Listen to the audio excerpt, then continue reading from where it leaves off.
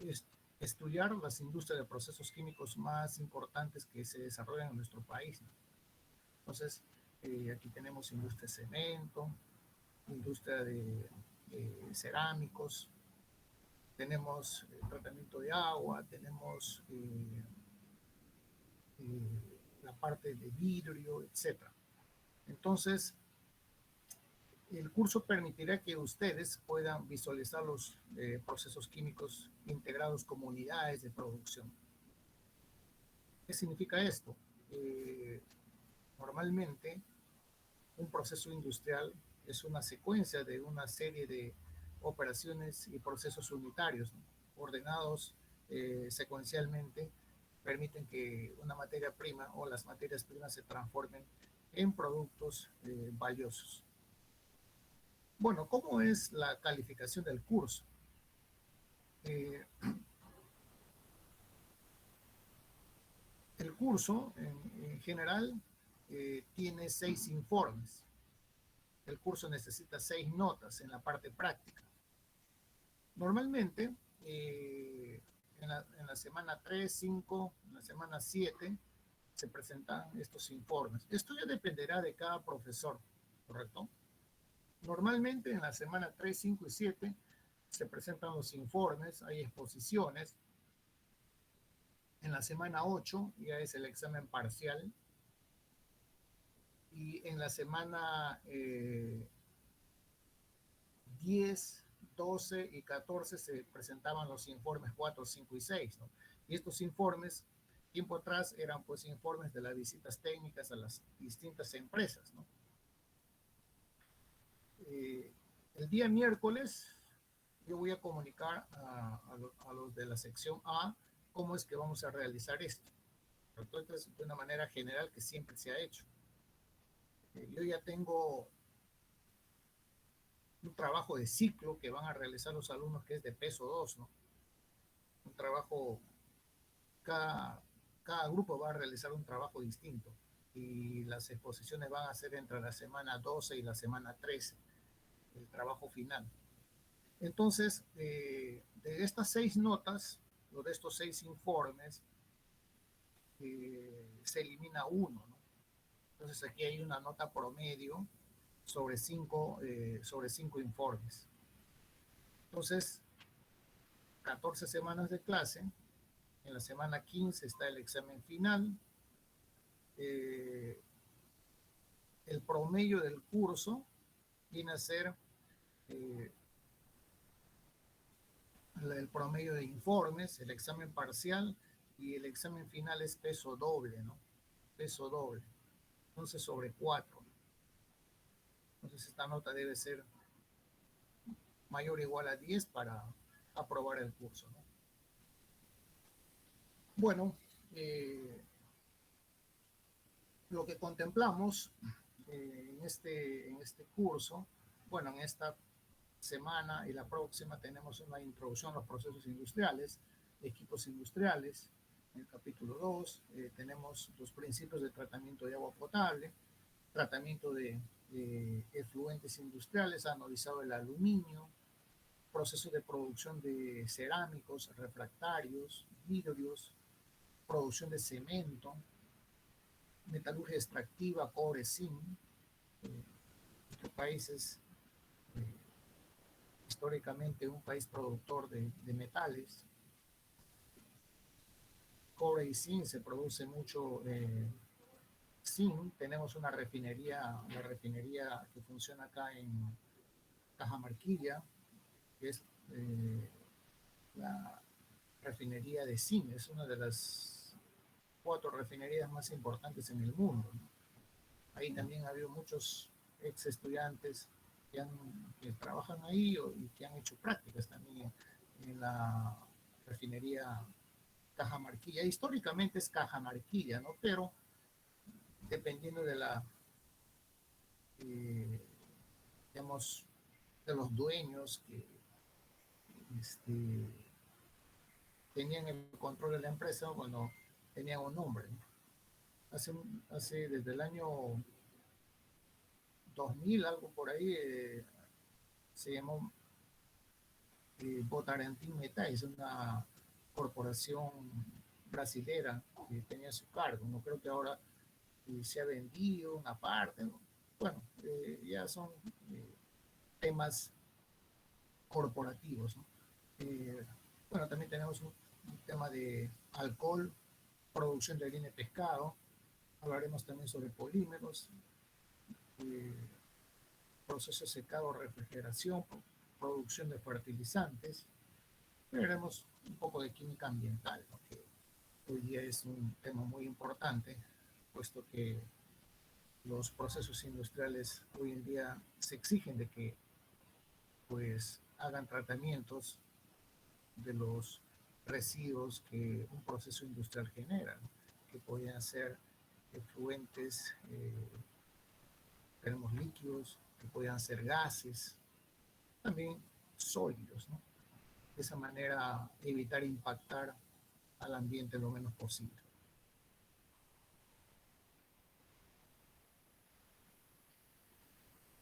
Entonces acá eh, esperamos que ustedes analicen, por lo menos en esta parte, en estos dos primeros capítulos, las variables de los procesos industriales, ¿no? Poniendo énfasis en el control de las variables que conducen a la automatización del proceso productivo. Oye, bueno, no, me parece que en los siguientes ciclos que vienen ustedes van a ver estos temas de automatización, ¿no? Control de procesos. Y hoy en día la automatización es de suma importancia para el desarrollo de las industrias, ¿no? La automatización permite desarrollar productos estandarizados, ¿no?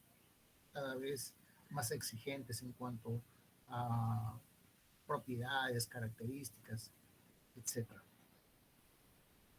Bueno, la química industrial, la industria de los procesos químicos, está involucrada en la producción de una amplia variedad de productos que van a mejorar la calidad de nuestras vidas, porque permiten generar ingresos tanto a las compañías como a al personal que labora en estas industrias, ¿no? En general, los procesos químicos son de una naturaleza compleja y estos esquemas de producción son, digamos, comunicados a través de diagramas de flujo, ¿no? El camino más efectivo para poder comunicar una información acerca de un proceso industrial es a través del uso de diagramas de flujo, ¿no?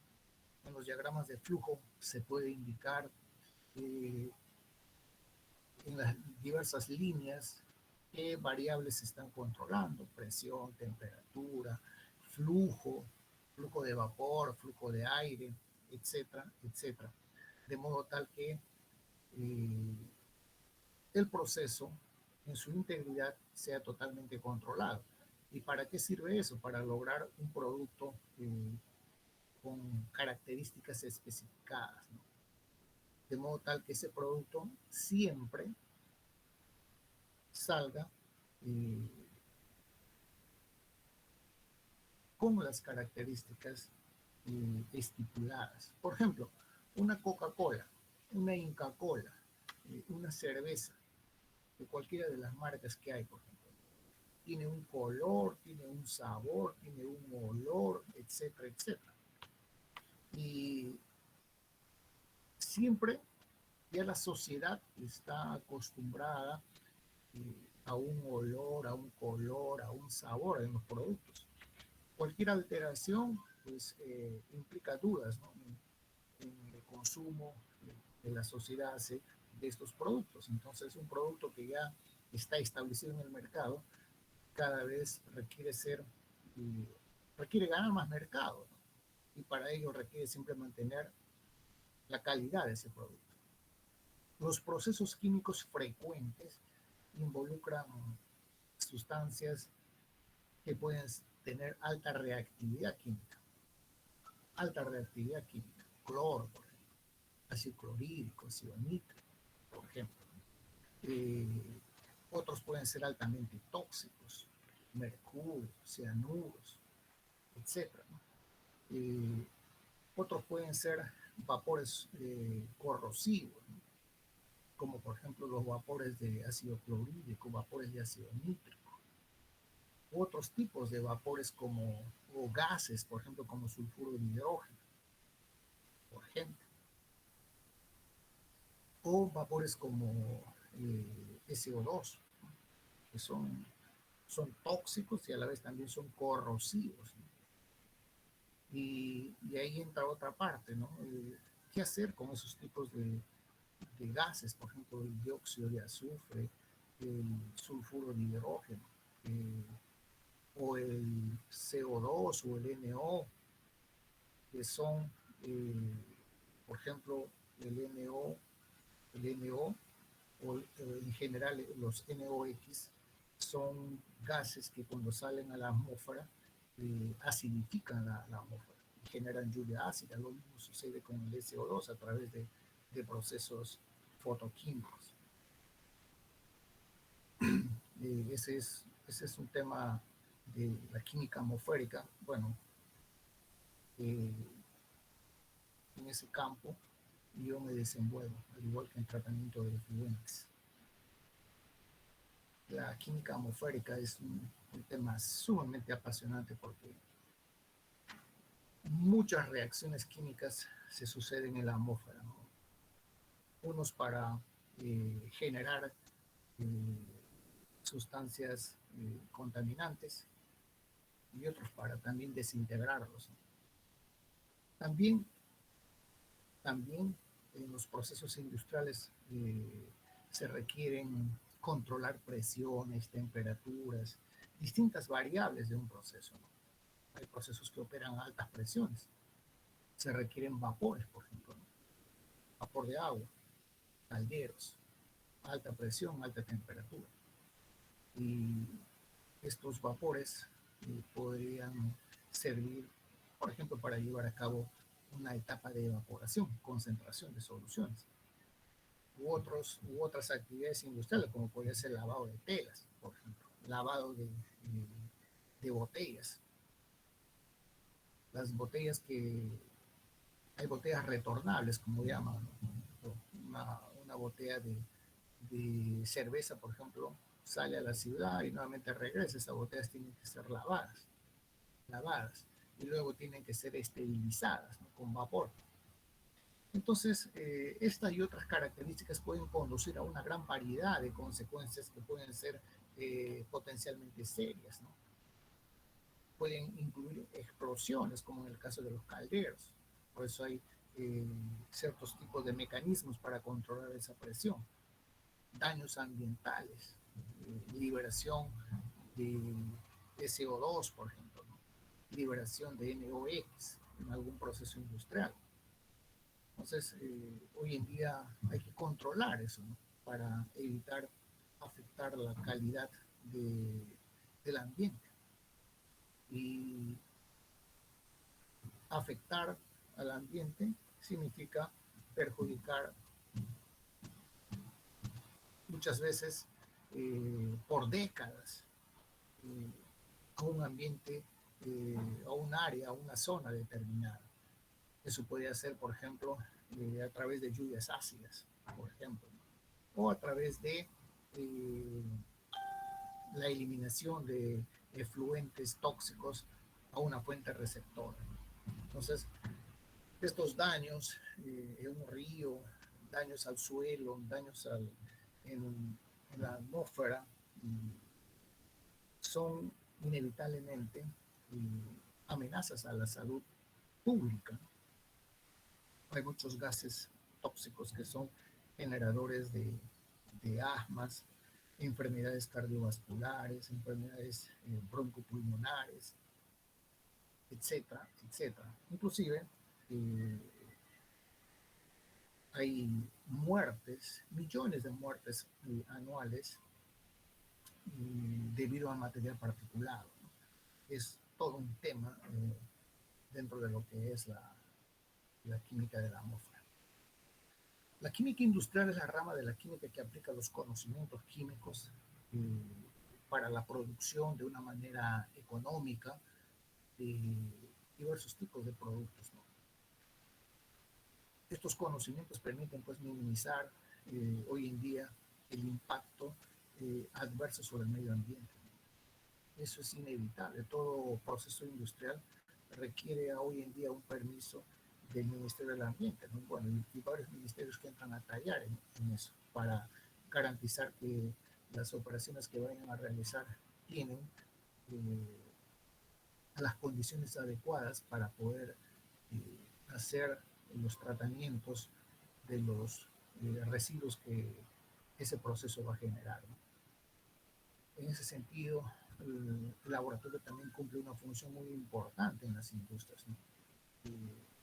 Por ejemplo, uno cuando va a Arca Continental y ve cómo fabrican, cómo producen Coca-Cola y 35 productos más, pues el laboratorio está equipado con una serie de equipos de última generación para poder garantizar el análisis en las distintas etapas del proceso.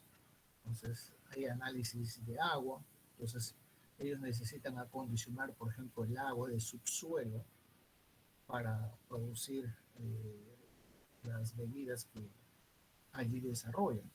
Entonces, tienen un sistema de ósmosis inversa, un sistema de ósmosis inversa, pero el agua previamente pasa por un sistema de, de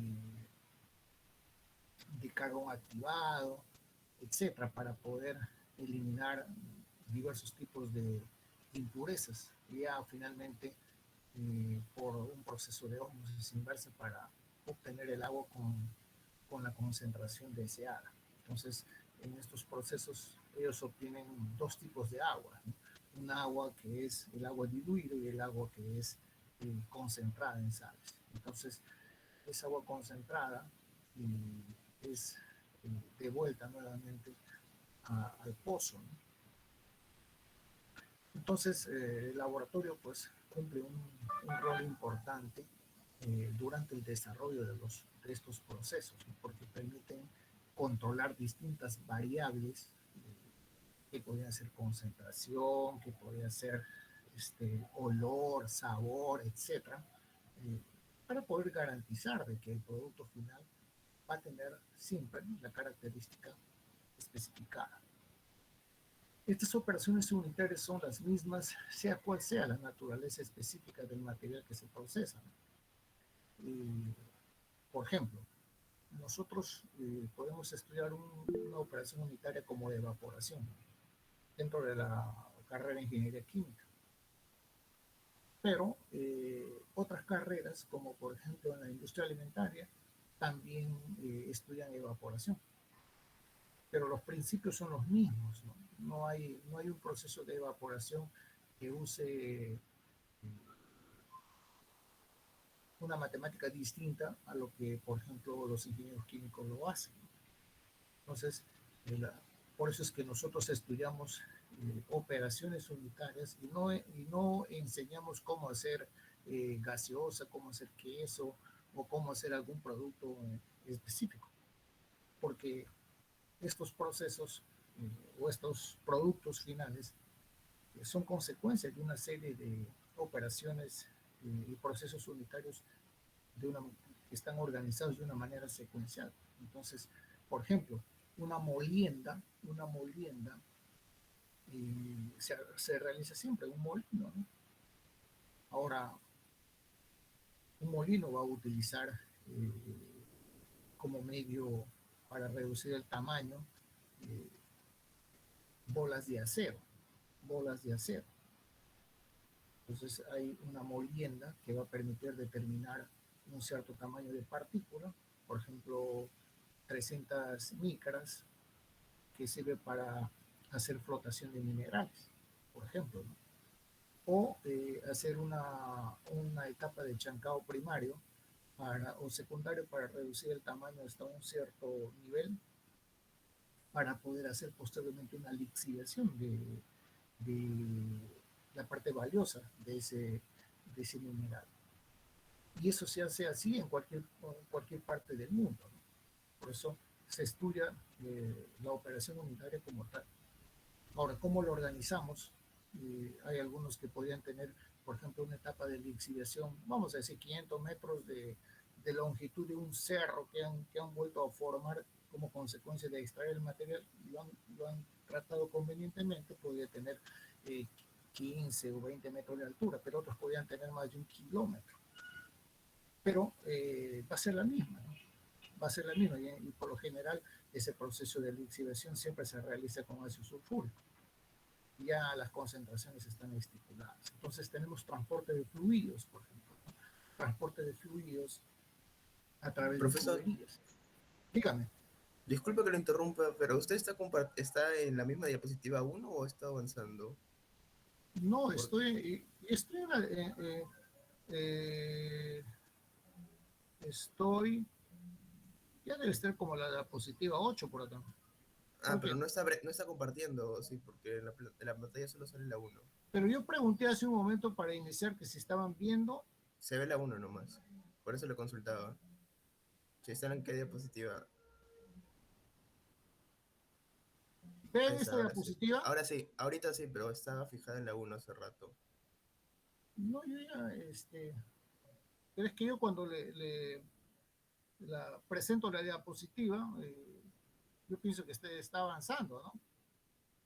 Bueno, lo voy a dejar entonces ahí. Entonces hay una serie de operaciones unitarias, así como procesos, ¿no? Operaciones unitarias, entendemos eh, secuencias que no tienen reacción química, ¿no? Y los procesos unitarios sí tienen reacciones químicas, ¿no? Entonces, eh, hay procesos industriales que no requieren tal vez reacciones químicas, por ejemplo, ¿no? U otros que hacen, digamos, combinan operaciones y procesos unitarios, ¿no? Para alcanzar un producto determinado. Destilación, filtración, sedimentación, ¿no? Tenemos a menudo a escala industrial. Hay etapas de sedimentación, por ejemplo, como consecuencia de las reacciones químicas cuando se hace el tratamiento de agua, ¿no? Para potabilizar agua, ¿no? Cristalización de los productos, que está directamente relacionado con etapas de evaporación previas, ¿no? Entonces, en una cristalización, lo que se hace es una evaporación hasta saturar la solución. Una vez que la solución se satura, bueno, se tiene los cristales, ¿no? Entonces, en una evaporación lo que se hace es una concentración sin llegar a la saturación. Bueno, también tenemos extracción de materias de matrices complejas, ¿no? Como pueden ser extracción, por ejemplo, de minerales mediante lixiviación o extracción de una parte valiosa mediante extracción líquido-líquido. Por ejemplo, la concentración de cobre de una solución que tiene una serie de contaminantes, haciendo uso de un solvente adecuado, puedo extraer cobre exclusivamente para concentrarlo y poder finalmente hacer un proceso de electrólisis para obtener cobre de alta pureza. En el caso de zinc, por ejemplo, acá en Cajamarquilla lo que se hace es, después de la lixiviación, se tiene una solución con una serie de elementos que son valiosos, pero el metal más importante resulta siendo el zinc. Entonces hay que ir purificando la solución, sacando las partes valiosas como plomo, plata, hasta obtener una solución rica en zinc, que permita obtener un zinc metálico mínimo con 4 nueves, ¿no? De 99.99% de pureza, que es un estándar con la cual se vende a nivel mundial. Entonces, los sistemas de control, dice, los procesos industriales exigen el control de la fabricación de diversos productos. Los procesos son muy variados, ¿correcto? En algunos casos pueden ser procesos simples, en otros casos pueden ser muy complejos, ¿no? Por ejemplo, producción de fármacos, ¿no? De fármacos o de alimentos, por ejemplo, ¿no? Manipular la leche requiere mucha mucha exigencia en la parte de equipos, ¿no? Que se evita de que haya contaminación. Y la contaminación se evita desde que se extrae la leche, ¿no? Durante su transporte también, ¿no? Entonces, la fabricación de productos, por ejemplo, derivados del petróleo, ¿no? La, la destilación del petróleo pues requiere de complejos enormes para ir fraccionando el petróleo en diversos tipos de productos, ¿no? Solventes, querosene, diésel, gas, etcétera, ¿no? Productos alimenticios, la siderurgia para la producción de acero, ¿no? La minería, ¿no? Hay empresas que producen, por ejemplo, plata, oro. Hay otras empresas que se dedican básicamente por las condiciones en las cuales operan, simplemente producen oro, ¿no? Como el caso de Yanacocha. Acá en la refinería Cajamarquilla, su producto de bandera, zinc, ¿no? En La Oroya, bueno, La Oroya es una zona privilegiada, ¿no? Ahí había una industria de polimetales. Estos polimetálicos eran cobre, zinc, oro, plata, y ocho tantos compuestos más, ¿no? O sea, pocos lugares en el mundo tienen ese, digamos, ese privilegio de tener metales en abundancia, ¿no? Por eso es ahí en La Oroya un centro polimetálico, ¿no? También tenemos la industria del papel, ¿no? La industria del papel, la industria textil. En nuestro país, la industria textil es una industria bastante fuerte, ¿no? Y la industria textil, bueno, está ligado a la agricultura y también hace uso de muchos químicos, ¿no? Eh, como son los colorantes, ¿no? Para teñir las telas, ¿no? Ahora, aquí hay todo otro tema, ¿no? La industria textil, por ejemplo, genera efluentes que son altamente tóxicos debido a la enorme variedad de digamos, colorantes que se usan para, bueno, dar los colores a las telas, ¿no? Ahora ahí hay que hacer todo un tratamiento de los efluentes para evitar reducir el impacto, ¿no? Al ambiente. Y hay, hace cosa de 3 semanas, hay una chica de la facultad que sustentó su tesis sobre el tratamiento de efluente textil basado en una electrooxidación, ¿no? Un proceso electroquímico. En ese caso ella lo que estudió fue el colorante rojo, no me acuerdo ahorita el código del rojo.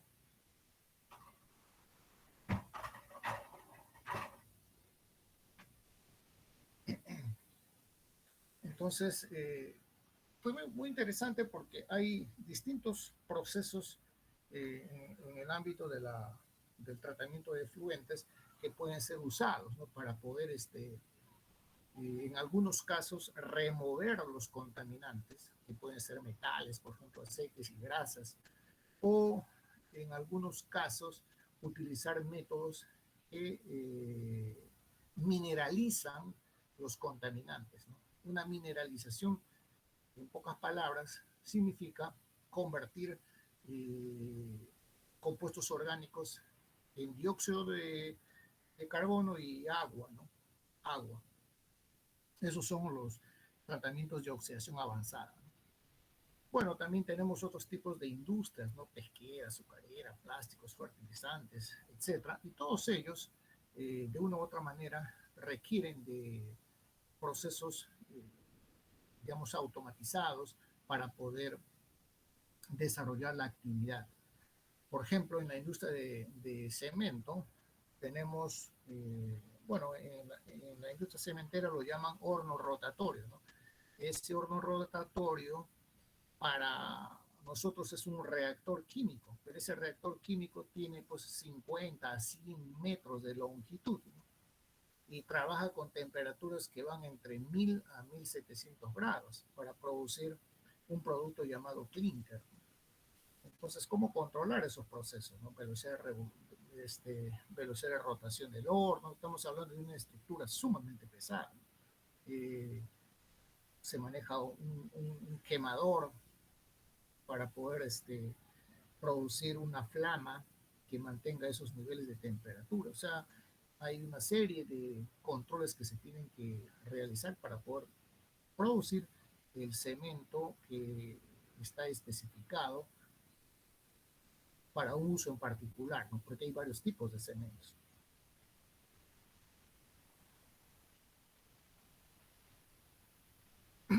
Entonces, en todo proceso industrial es inevitable no controlar, ¿no? Distintas magnitudes, distintos parámetros, como pueden ser la presión, el flujo, el pH, temperatura, el nivel, me refiero a la altura de un fluido, por ejemplo, de un tanque, ¿no? La conductividad, la humedad relativa, ¿no? En muchos procesos el pH, por ejemplo, es determinante para poder obtener el producto deseado. Lo mismo puede ser la presión. Para una presión hay una temperatura, por ejemplo, para un vapor saturado, ¿no? Para un vapor saturado, nosotros lo especificamos bien con una presión o bien con la temperatura, ¿no? Entonces, si fijamos la presión, la temperatura ya quedará fijada, pero hay que controlar esa presión, ¿no? Lo mismo sucede con la conductividad. Por ejemplo, la conductividad es muy importante en el tratamiento de agua, por ejemplo, para obtener bebidas, por ejemplo, ¿no? Entonces, ya ese parámetro de tratamiento del agua está especificado. Entonces, hay que cumplir con eso. Ahora, ¿cómo se cumple? Entonces, para eso hay todo un tratamiento que hay que hacer para poder obtener siempre el agua con la conductividad adecuada. En otros procesos industriales, por ejemplo, la humedad relativa es importante controlar, ¿no? Por ejemplo, hoy en día hay eh, cosechas que se realizan en sistemas de invernaderos, ¿no? Se controla la humedad, se controla el CO2, se controla el nivel de contenido de agua en el suelo donde se está sembrando, etcétera, ¿no? Y se pueden producir diversos tipos de productos, frutas, hortalizas, etcétera, ¿no? Entonces, los instrumentos de medición y control van a permitir justamente mantener, regular esos parámetros dentro de un valor previamente especificado, ¿no? Justamente de eso se trata el control automatizado, ¿no? Fijar un valor y controlar que ese valor se esté cumpliendo, ¿no? Más o menos un error mínimo, ¿no? Debido a los instrumentos de medición y control es posible fabricar productos de distinta naturaleza y de distinta complejidad, ¿no? Los productos farmacéuticos no son productos de por sí complejos, ¿no? Y muy sensibles a ciertas variables, como por ejemplo la temperatura. Los procesos industriales a controlar pueden dividirse en dos grupos, ¿no? Los procesos se pueden realizar de manera continua o podrían ser también eh, procesos que son por lotes, ¿no? Procesos por lotes. Procesos continuos, pues hay una gama enorme de procesos, por ejemplo, el tratamiento del agua, por ejemplo. Podría ser el tratamiento de agua para potabilizar el agua del río Rima, por ejemplo, ¿no? Se procesa de manera continua, ¿no? El agua es represada, eso lo vamos a ver en la semana 3. El agua es represada y de manera continua está siendo tratada hasta obtener el agua que llamamos agua potable. Y el agua potable debe cumplir ciertos requisitos. Bueno, no son, en realidad son una enorme variedad de requisitos que son establecidos por entidades internacionales, así también como por las entidades gubernamentales. En ambos procesos, continuos o discontinuos, se deben de mantener en general, controlar ciertas variables, ¿no? Que pueden ser presión, caudal, temperatura, concentración, pH, ¿no? Entonces, siempre que mantengamos un valor especificado dentro de más o menos una pequeña variación, vamos a poder tener un producto con las características establecidas.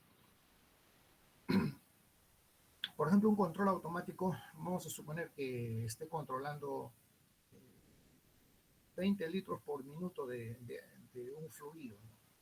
Entonces, el sistema de control va a permitir que sea siempre los 20 litros por minuto, ¿no? Podría ser 19.99, ¿no? O podría ser 20.001, ¿no? Entonces el sistema va a estar siempre eh, regulando ese valor, ¿no? Pero no puede estar, digamos, 20, 21, 19, eso ya no es un control automático. El control automático es más o menos una cantidad mínima de desviación que podría tener.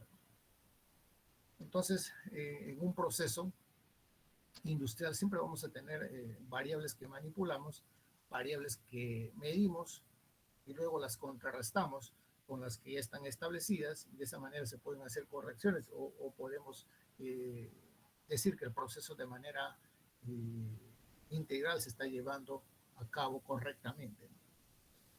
Entonces aquí podemos ver algunos símbolos, por ejemplo, ¿no? De lo que es algunos instrumentos para controlar variables, ¿no?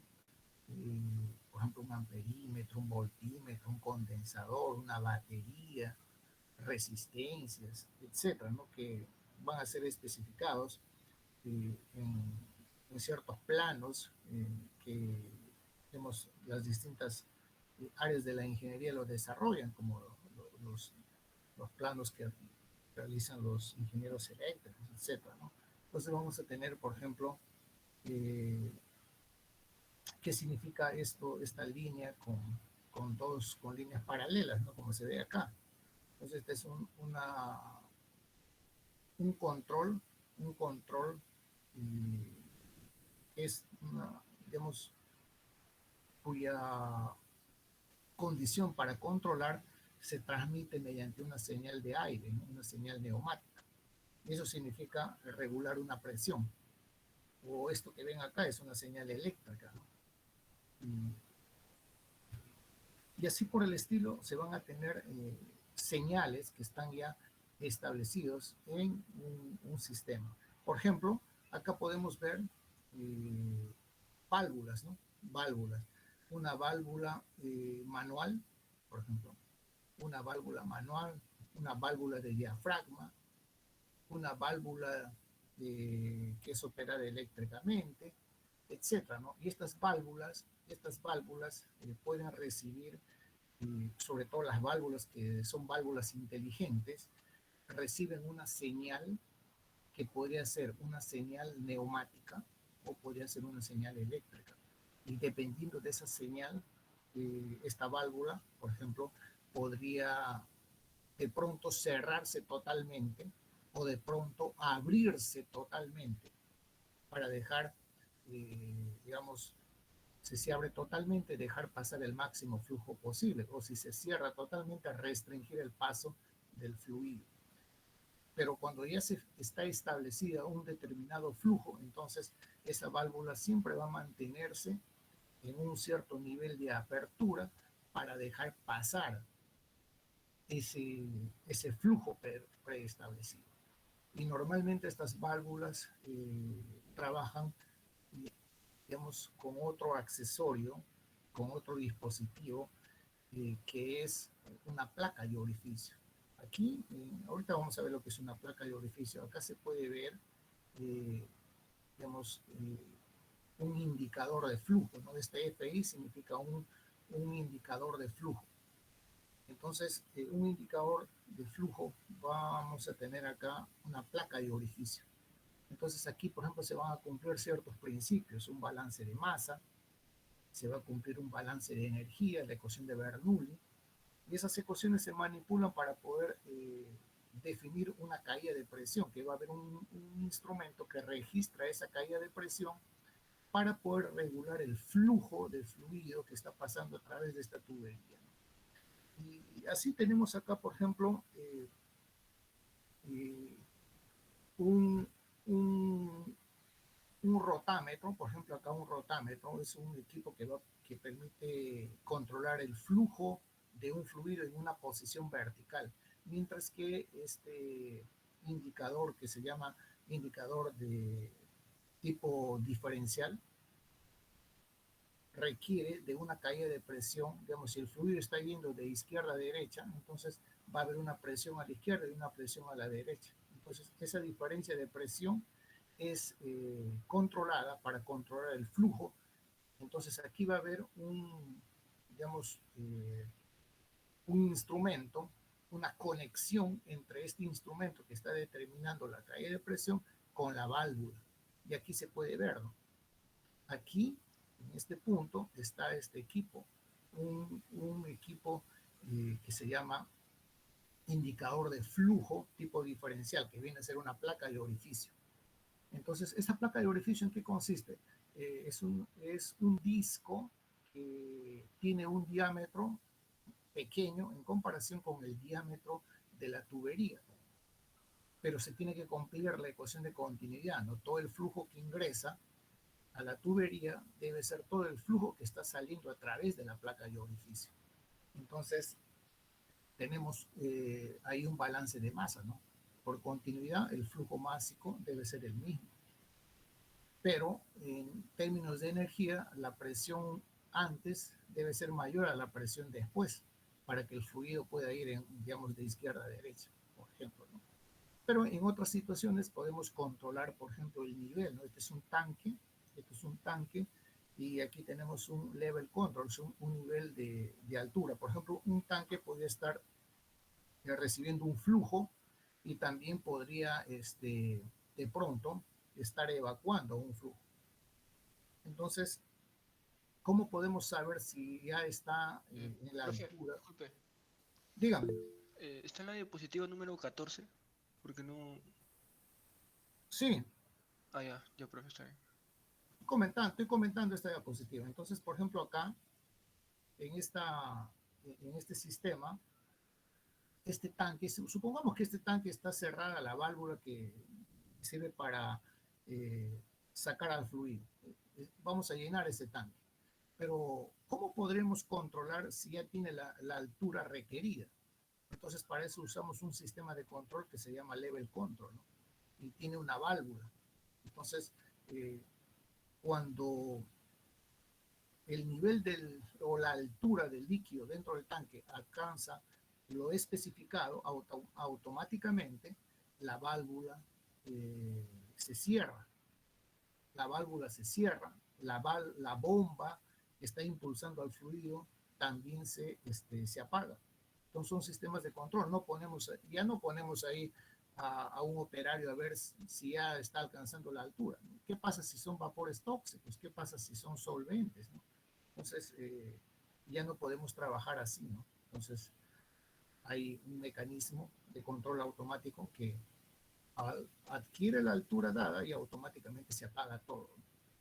Y así podemos tener controles de temperatura, controles de presión, etcétera, etcétera. Entonces, la línea, aquí estas líneas son líneas de la tubería, ¿no? Esta es una línea de tubería, pero esto que ven acá de la válvula, estas líneas no es tubería, sino es todo un sistema de un sistema electrónico que permite controlar la presión y darle una información a la válvula para que tome una decisión. Esta es una válvula inteligente. Bueno, acá un plano ya sería una cosa como esta, ¿no? En qué línea hay una señal neumática, en qué otra línea hay una señal eléctrica, etcétera, ¿no? Y se va indicando si es un transmisor de temperatura, por ejemplo, en este vapor, ¿no? Queremos saber si ese vapor tiene la temperatura dada, ¿no? Aquí va a haber un instrumento que está instalado en la tubería para registrar la temperatura, ¿no? Ahorita lo vamos a ver eso. Entonces, hay una identificación funcional de las distintas variables, ¿no? Por ejemplo, F es el flujo, L es el nivel, P es la presión, T es la temperatura, etcétera, etcétera. Entonces, normalmente, así como ustedes ven acá, hay unos numeritos, son números que permiten identificar al instrumento, ¿no? Entonces, se utilizan letras y números para identificar a los instrumentos, ¿no? Por ejemplo, FRC 102A, ¿no? Entonces, aquí tenemos letras cursivas, número de lazo, y bueno, va a haber un sufijo, ¿no? Que podría ser relacionado con la presión, que podría ser relacionado con la temperatura, o cualquier otra variable, ¿no? Por ejemplo, esto de acá, FRC 102A, es función principal, un controlador registrador, C de controlador, R de registrador, registrador, ¿no? Entonces, FRC significa un controlador registrador de flujo, F de flujo, ¿no? Según la nomenclatura que se ha dado, ¿no? Un sistema de control permite mantener las variables y puede definirse como un sistema inteligente, electrónico, que compara el valor deseado con el valor de la variable, que compara el valor deseado con el valor de la variable o condición a controlar. ¿Eso qué significa? El valor deseado, nosotros queremos controlar, por ejemplo, por dar una idea, un flujo de 10 litros por minuto, ya, 10 litros por minuto. Entonces, en el cerebro del sistema de control ya está, a través de la computadora, ya lo hemos dado ese dato, 10 litros por minuto. Entonces, va a haber todo un sistema de control en la tubería, etcétera, para poder medir, por ejemplo, la presión y con una válvula regular el flujo que permita obtener ese valor de 10. Pero la válvula finalmente, mediante un sistema electrónico, que lo vamos a ver a continuación, va a registrar la caída de presión y le va a dar al sistema de control, al cerebro de control, le va a decir, oye, este es el valor que estoy midiendo, por ejemplo, 9, ¿no? Vamos a suponer, estoy midiendo 9, pero el cerebro del sistema de control ya tiene incorporado el valor 10. Entonces, él dice, ¿no? 10 menos 9, 1, más 1. Entonces, ese sistema de control le emite una orden a la válvula. Como no es 10, es 9, le va a decir, tienes que abrir un poco más la válvula para dejar pasar más flujo. Entonces, todo ese sistema, que ya es electrónico, entonces la válvula va a entender, oye, debo de abrir un poquito más, ¿no? La válvula va a abrir un poco más para alcanzar el valor de 10. Pero la válvula también puede decir, ¿sabes qué? Estoy diciendo para poder entenderlo mejor, ¿no? La válvula dice, ¿sabes qué? Estoy registrando el valor de 11, no es 10. Entonces, en el sistema de control, en el cerebro de control, él ya tiene identificado 10 y dice 10 menos 11 menos 1, ¿no? Entonces, le va a decir a la válvula, ¿sabes qué? Tienes que cerrar, ¿no? Tienes que cerrar un cierto nivel para regular al valor de 10. Entonces, pero en la realidad la válvula no va a estar 9, 11, no, la válvula va a estar alrededor de 10, ¿no? Lo más cercanamente posible a ese valor. Prácticamente la válvula casi ni se va a mover, ¿no? Entonces, el valor deseado con lo que se mide, en función a eso, se va a tomar una decisión, ¿no? para corregir de acuerdo con la desviación que se está teniendo, ¿no? Que puede ser positivo, puede ser negativo. Entonces, un sistema de control consta de un conjunto de unidades.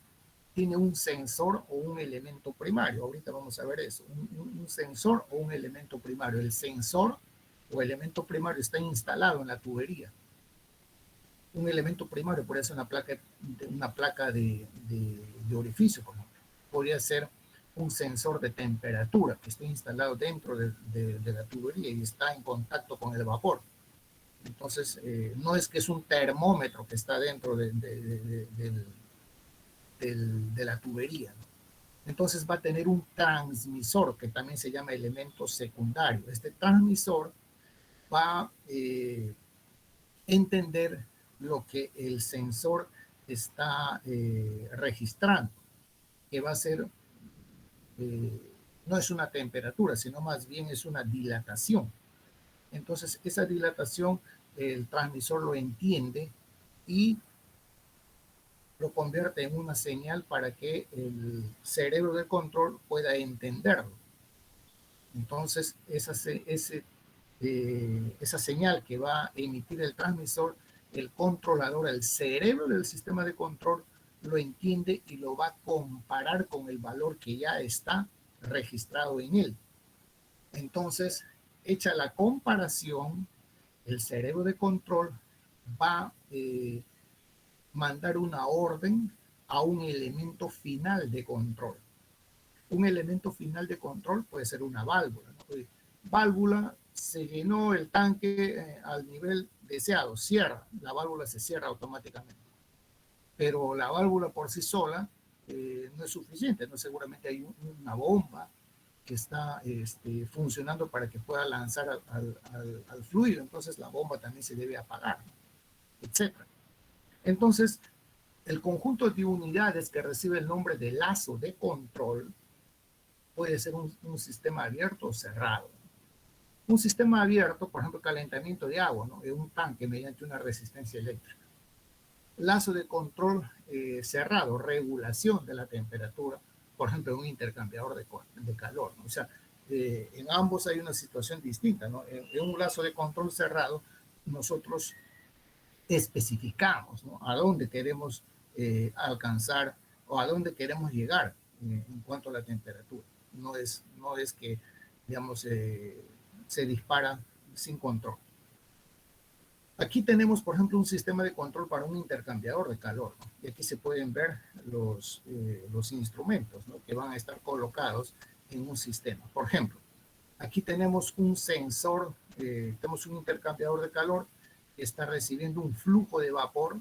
Entonces aquí tenemos un líquido que ingresa, un flujo determinado, y este flujo, que ya también es constante, con el flujo de vapor va a ganar un contenido de energía y va a salir a una temperatura. Entonces nosotros queremos controlar esa temperatura, porque probablemente este líquido caliente o esta solución caliente va a ir, no sé, a un reactor o a otra etapa del proceso con esa temperatura. Entonces, a la salida tenemos en la tubería está instalado un sensor, elemento primario, ¿no? Aquí va seguramente una termocupla, ¿no? Entonces esa termocupla está instalada con un transmisor de temperatura, así se llama, transmisor de temperatura. No porque aquí esté midiendo cuánto vale la temperatura, sino porque aquí está midiendo una dilatación, ¿no? Que se traduce en un voltaje. Bueno, y es todo un mecanismo electrónico, ¿no? Que entonces en esa dilatación se transmite un voltaje, ese voltaje se transmite un valor de temperatura.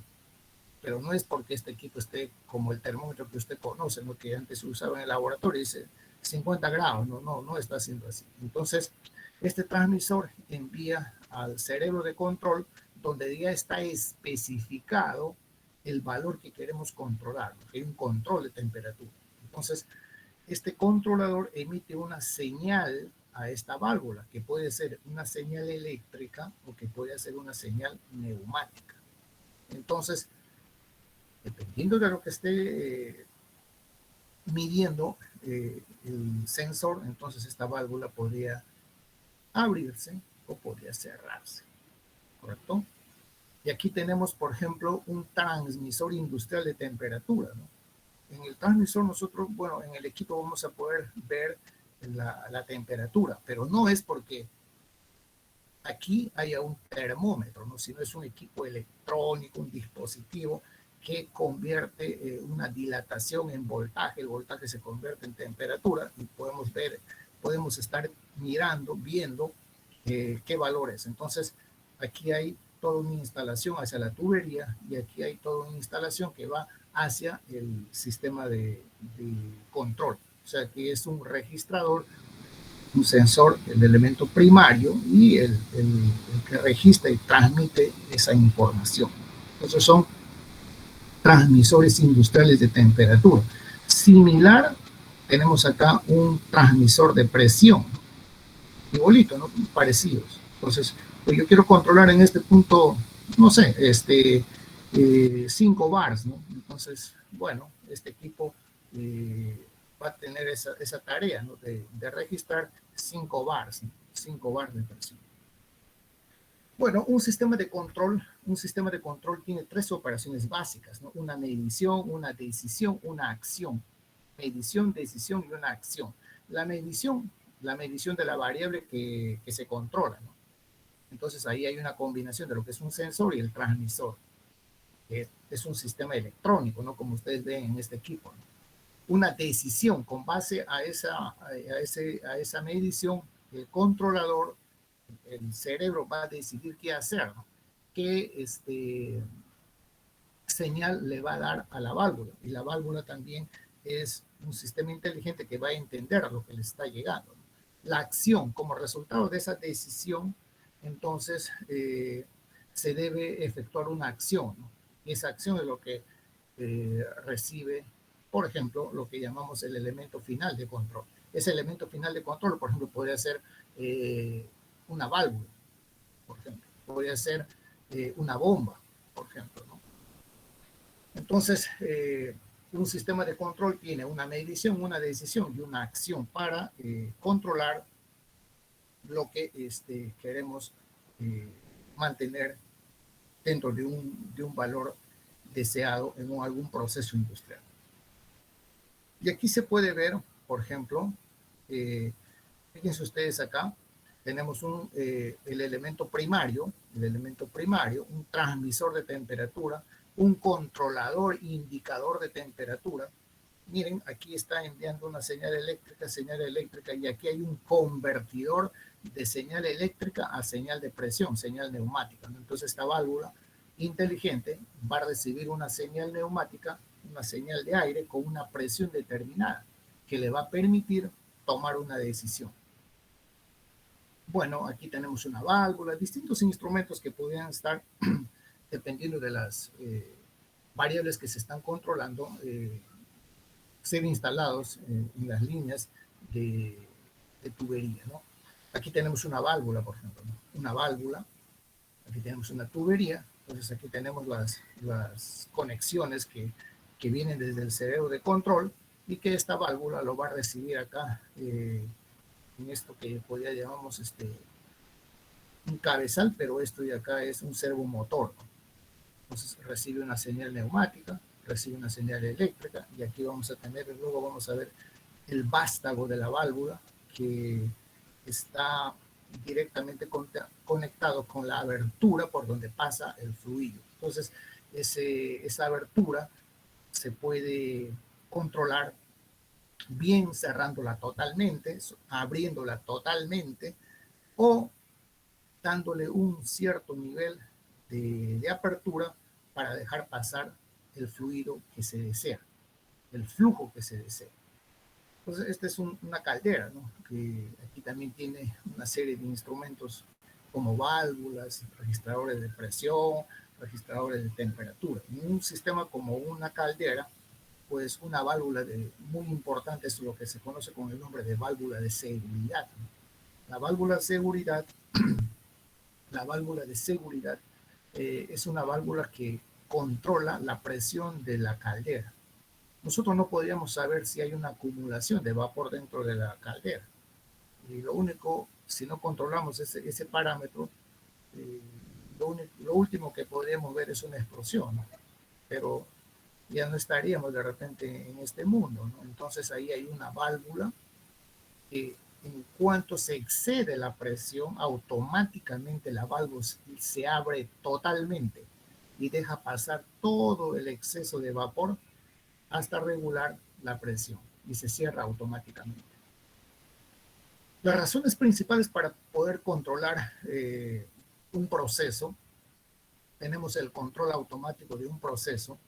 El control automático de un proceso es una manera de mantener una variable controlada, es decir, mantenerla en el punto de control. Mira, mantenerla en el punto de control. Si decimos 50 grados Celsius, mantener ese valor en ese punto, ¿no? Ese es el reto, ¿no? El reto no es 49, 51, no, que esté 49.999 por algo así, ¿no? Ese es el reto, ¿no? Porque si está fluctuando, entonces podría ser que un producto pues tenga, digamos, una característica no deseada, ¿no? Y hay un detalle mucho más importante, ¿no? Controlar el valor a pesar de las perturbaciones, ¿no?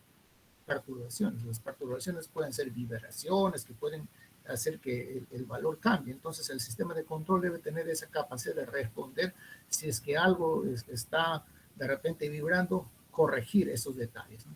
Razones por las cuales es necesario controlar un proceso, hacer un control automático. Lo principal, ¿no? Evitar lesiones al personal, ¿no? La vida es lo más importante, ¿no? La seguridad siempre es lo más importante. Luego, mantener la calidad del producto, que puede ser composición, pureza, color, olor, sabor, etcétera, ¿no? Mantener una tasa de producción en una planta a un costo mínimo, ¿no? Entonces, el éxito de estos sistemas de control automático, control de proceso, requiere una serie de conocimientos, ¿no? Como por ejemplo saber lo que es mecánica de fluidos, transferencia de calor, el principio de termodinámica, reacciones químicas, una reacción de primero, segundo orden. Entonces, ¿cómo se resuelven esas ecuaciones? ¿Cómo resulta siendo la concentración en términos del tiempo, etcétera, ¿no? Para poder hacer ese control del proceso. Entonces, fíjense ustedes, acá tenemos un diagrama de flujo de un proceso de producción de benceno. Aquí tenemos el tolueno, el hidrógeno, estos ingresan a un reactor, hay un nivel de conversión, no es al 100%, entonces tenemos hidrógeno, pero la reacción genera el benceno y genera un gas, metano. Entonces, aquí en esta tubería, en esta parte, vamos a tener dos líquidos, tolueno y el producto, benceno, pero vamos a tener dos gases, ¿no? Hidrógeno y metano. Entonces, inmediatamente va a pasar a un separador donde los gases hidrógeno, metano van a ser separados y los líquidos, esa mezcla de líquido tolueno, benceno, van a ser puestos en una columna de destilación. Como el benceno tiene una temperatura de ebullición más baja que el tolueno, entonces vamos a tener benceno como vapor, digamos, como producto principal de tope, y en la parte inferior vamos a tener tolueno como producto mayoritario, pero con algo de benceno. Lo mismo vamos a tener acá benceno con algo de vapor de tolueno. Entonces, si se quiere purificar este benceno, habrá que pasarlo esto a fase, acá usar un intercambiador de calor para pasar la fase vapor a fase líquida y bueno, continuar con una destilación para poder seguir purificando, ¿no? Pero este es un diagrama de flujo básico, pero aquí podríamos tener el mismo proceso, ¿no? Donde se indican diversos tipos de equipos, instrumentos que van a ayudar a obtener lo que se está deseando. Aquí tenemos, por ejemplo, una válvula, acá tenemos el tolueno que viene de izquierda a derecha, aquí tenemos un tanque de almacenamiento del tolueno, tenemos acá válvulas, tenemos acá una bomba de alimentación, y tenemos acá intercambiadores. Entonces, esta esta mezcla tolueno-hidrógeno va a pasar por un horno donde se realiza una combustión y esa energía de la combustión va a ser ganada por esta mezcla para alcanzar una temperatura y poder ingresar a un reactor para poder realizar la reacción que se ha indicado hace un momento, que es la conversión de benceno y en este caso metano como productos, ¿no? Entonces, no pasa directamente como se menciona en el caso anterior, ¿no? Este reactor requiere acá de un intercambiador de calor para enfriar esta mezcla, ¿no? Entonces, aquí se hace una separación de gases, ¿no? Separación de gases. Hay un segundo sistema de separación de gases. Entonces, ya lo que queda en este segundo ya es una mezcla líquida. Bueno, va a ser precalentado para que ingrese a esta columna de destilación y poder obtener el vapor del benceno, pero con algo de tolueno, lo mismo en el fondo, que vamos a tener tolueno principalmente con algo de benceno. Y una parte del fondo se recircula para mantener la solución hirviendo en la columna de destilación. Y aquí tenemos, bueno, el intercambiador de calor, un condensador, en este caso, para pasar de vapor a líquido. Una parte de este líquido se recircula a la columna y la otra parte sigue pasando por un intercambiador para enfriarlo. Y bueno, esto ya podría ser un producto de venta o podría ser un producto que va a continuar una destilación dependiendo de lo que uno desee hacer, ¿no? Entonces, otros tipos de equipos podríamos tener distintos tipos de intercambiadores de calor, ¿no? Hornos, como el caso que se menciona, podemos tener tanques de almacenamiento que podrían ser verticales, horizontales, equipos, bombas, turbinas, compresores, torres de destilación, bueno, vessels, tanques, reactores, ¿no? Distintos tipos de reactores. Bueno, este es un proceso de entrada, este es un proceso de salida, así se indica. Aquí tenemos una válvula de control, aquí tenemos una válvula de globo, etcétera. Estos rombitos en el proceso significan números para indicar hoy, línea 10, línea 8, línea 5, etcétera, ¿no? Entonces, aquí tenemos las clases de instrumentos. Por ejemplo, los transmisores son instrumentos que van a captar una variable en un proceso a través de un elemento primario, ¿no? Siempre en todo control hay un elemento primario, que puede ser temperatura, presión, etcétera.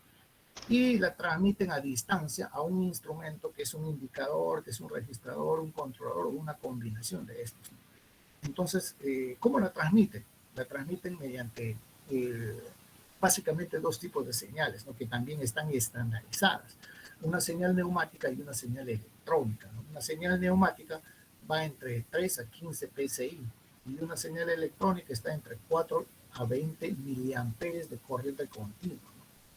Otras señales pueden ser también señales hidráulicas y señales telemáticas, ¿no? Hay también señales que pueden ser enviadas de un continente a otro, ¿no? Hay empresas que son totalmente automatizadas, que, bueno, están funcionando de repente en Sudamérica, pero todo el diseño fue hecho en Europa, ¿no? Y la señal puede ser a través de un satélite, ¿no? Para poder controlar lo que allí se esté realizando. Bueno, hay convertidores de señal, lo podemos tener, como hemos visto hace un momento, una señal eléctrica podría ser convertida en señal neumática o al revés, ¿no? Bueno, los receptores, que son los que normalizan las señales para que puedan ser entendidas por otros instrumentos, ¿no? Bueno, los controladores, controlador de presión, nivel, temperatura, etcétera, ¿no? El elemento final de control es el que va a recibir finalmente la señal final para tomar una decisión, ¿no? Por ejemplo, de dejar pasar más fluido o restringir en algún nivel el paso del flujo. Las medidas de presión, bueno, hay muchos equipos. Las medidas de presión se hacen con un sistema de elemento diferencial, ¿no? Normalmente usando una placa de orificio. Por ejemplo, fíjense acá, acá tenemos una bomba. Esta bomba está aquí a su izquierda, hay una placa de orificio, un sistema de orificio. ¿Cómo? Ahora sí. Ya. Miren, acá tenemos una placa de orificio. Ahorita vamos a ver cómo es una placa de orificio. Esta placa de orificio, digamos, va a ser esta parte que está instalada acá. Y entonces aquí va a haber una medición de la presión antes y una medición de la presión después, ¿no? No lo vamos a ver en un video eso. Aquí se registra esa diferencia de presión. Esa diferencia de presión es importante para controlar el flujo que va a pasar a través de esta válvula. Entonces, registrando la diferencia de presión correcta, va a permitir corregir el flujo del fluido, por ejemplo, en este caso, el reflujo que va a ingresar a la torre de destilación nuevamente, ¿no? Y bueno, si acá ya dejamos pasar una cantidad determinada, en el otro lado ya automáticamente está definido qué flujo va a pasar. Bueno, las mediciones de presión, pues lo podemos hacer usando placas de orificio, toberas, tubos Venturi, tubos Pitot, etcétera, con rotámetros que son de área variable, ¿no? El primero y el segundo, lo que se utiliza muchísimo a nivel de industria, ¿no? Por la facilidad. Las placas de orificio pueden ser, al igual que las toberas, instaladas en cualquier posición, mientras que un rotámetro solamente tiene una posición, que es la posición vertical, ¿no? Bueno, voy a dejar esto para la lectura. Aquí tienen ustedes esto, la placa de orificio, ¿no? Esta es la placa de orificio. Fíjense ustedes, todo esto vendría a ser el diámetro de la tubería, y por ese diámetro de la tubería está fluyendo el fluido. Y luego tiene una restricción, ¿no? Entonces, todo el flujo, todo el caudal que ingresa, que está a la izquierda, debería ser todo lo que sale acá. Pero cuando eso sucede, hay cambios de velocidad, hay cambios de presión. Entonces, aquí podemos tener una especie de manómetro que también está automatizado junto con todo este sistema, que mide una diferencia de altura, y esa diferencia de altura viene a ser la relación que tiene con la diferencia de presión que se produce a la entrada y a la salida. Y eso se usa para medir el flujo. Entonces, aquí tenemos la placa de orificio. Miren ustedes, acá tenemos una placa de orificio, acá está la tubería. Profe, Dígame. disculpe, su cursor no llega a verse en la pantalla, entonces no sabemos qué es lo que está indicando. Yo no sé por qué está esto así, la verdad. Ahora que voy a la facultad, voy a tratar de ver qué es lo que está pasando para que corrijan eso, ¿no? Fíjense ustedes, aquí se ve la placa de orificio que está instalada, ¿no? Esto vendría a ser ya la tubería que va a estar acoplada al sistema. Y miren, aquí se nota que hay una diferencia de altura, porque acá hay una diferencia de presión. Aquí la presión es mayor que a la salida. Entonces, esta diferencia de altura nos permite controlar el flujo. ¿Por qué? Porque esta diferencia de altura está relacionada con esta diferencia de presión a la entrada y a la salida. Y el sistema ya completo acoplado es esto, ¿no? El elemento primario sería esta placa de orificio, y aquí ya se registra esta diferencia de altura que va a tener un transmisor que nos va a permitir medir ahí una presión, y ese valor es transmitido hacia un cerebro de control que le va a dar nuevamente un retorno a una válvula. Hoy lo va a decir, cierra más, abre más, estás correcto y mantente ahí, ¿no? Eso. Entonces aquí ya tenemos el sistema completo instalado, ¿no? Hay un elemento primario, luego tenemos un registrador y luego el transmisor, ¿no? Hacia el cerebro de control. Muy bien, jóvenes. Entonces, ya son las 10. Ya son las 10. Vamos a tener que cortar la clase ahora, y nos estaremos volviendo a encontrar el próximo lunes, ¿correcto? El día jueves es feriado, entonces el día lunes nos estaríamos volviendo a encontrar para continuar con esto. Y bueno, los de la sección A ya les he mandado la relación de alumnos, formen su grupo de A3, porque el día miércoles nos vamos a reunir una hora y media, y les voy a dar el tema de investigación del ciclo, y luego ya van a haber otras exposiciones para las otras notas que se van a dar cada 3 semanas. ¿Alguna pregunta, señores?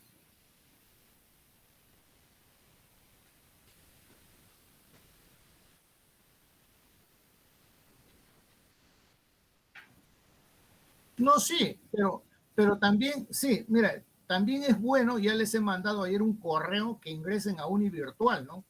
Ahí está la clase en el Moodle, ahí les he mandado la clave también. Profesor, ¿le puedo hacer una consulta? Dígame. Profesor, para poder finalizar todo esto, estaba viendo la relación de los alumnos y obviamente hay aproximadamente 30 alumnos y no sé si usted podría permitir de que haya 6 grupos de 4 y 2 grupos de 3. No, ahorita no puedo decir nada de eso, ya lo vemos el día miércoles, porque si hay 30 alumnos, bueno, están bien 3, ¿no? 4 ya es mucho, ¿no? No queremos una fiesta, ¿no?